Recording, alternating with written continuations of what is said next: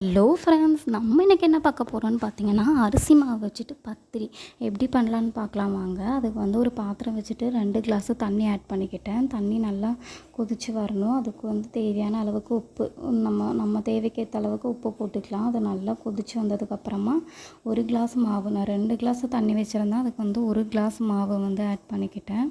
Add பண்ணிவிட்டு நல்லா mix பண்ணி எடுத்துக்கோங்க. எந்த அளவுக்கு மிக்ஸ் பண்ண முடியுமோ அந்தளவுக்கு மிக்ஸ் பண்ணி எடுத்துக்கோங்க. அது வந்து தண்ணியெல்லாம் அப்படி நல்லா அப்சர்வ் பண்ணிக்கும். ஏன்னா பச்சரிசி மாவில் அதனால நல்லா அப்சர்வ் பண்ணிக்கும். அதுக்கப்புறமா ஆஃப் பண்ணிவிட்டு மூடி போட்டு ஒரு 5 நிமிஷம் 5 to 10 நிமிஷம் மூடி வச்சுருங்க. அந்த சூட்டுக்கு நல்லா மாவு அப்படி வெந்துடும். அதுக்கப்புறமா மாவு சூடாக தான் இருக்கும்போதே கொஞ்சமாக மிக்ஸ் பண்ணணும். நல்லா உங்களால் எந்த அளவுக்கு முடியுமோ அந்தளவுக்கு நல்லா மிக்ஸ் பண்ணிக்கோங்க. கொஞ்சம் கொஞ்சமாக மிக்ஸ் பண்ணிவிட்டு கை சூடு தோணுனால்னா பச்சை தண்ணி இருக்குது ஒரு பாத்திரத்தில் வச்சுக்கோங்க. இடைக்க அந்த பச்சை தண்ணிக்குள்ளே கையை விட்டுட்டு நல்லா பசைஞ்சு எடுத்துக்கோங்க. ரொம்ப தண்ணியாகவும் ஆகக்கூடாது, ரொம்ப கட்டியாகவும் இருக்கக்கூடாது. நம்ம சப்பாத்தி மாவு எந்த அளவுக்கு இருக்கோ அந்த அளவுக்கு பதம் பார்த்து எடுத்துக்கோங்க. இந்த அளவுக்கு வாட்டர் ஆட் பண்ணிங்கன்னா அதுவே கரெக்டாக தான் இருக்கும். ஆட் பண்ணதுக்கப்புறமா நல்லா பசைஞ்சு எடுத்துக்கோங்க. பசைஞ்சு எடுத்ததுக்கப்புறமா நான் கையில் ஒட்டாமல் இருக்கிறதுக்கு வேண்டி கொஞ்சமாக தேங்காய் எண்ணெய் ஆட் பண்ணிக்கிட்டேன்.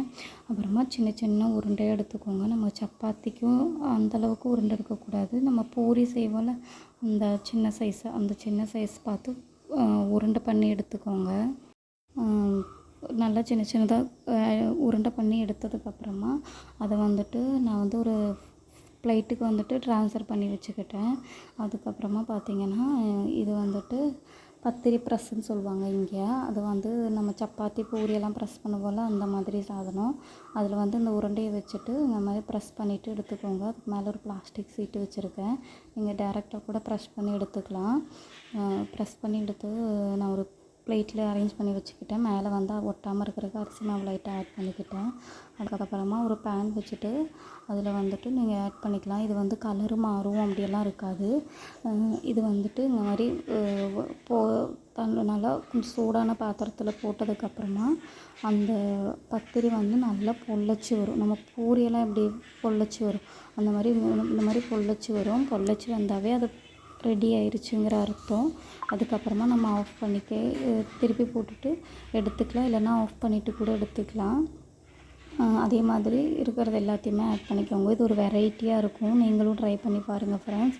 எப்போதும் சப்பாத்தி, தோசை இந்த மாதிரி பண்ணுறவங்களுக்கு இது ஒரு வெரைட்டியாக இருக்கும். இது கூட நீங்கள் சிக்கன் கறி, இல்லைன்னா உங்கள் வீட்டில் கடலைக்கறி, இந்த மாதிரி எந்த வச்சு வேணாலும் சாம்பார் கூட வச்சு சர்வ் பண்ணலாம், நல்லாயிருக்கும். ட்ரை பண்ணி பாருங்கள்.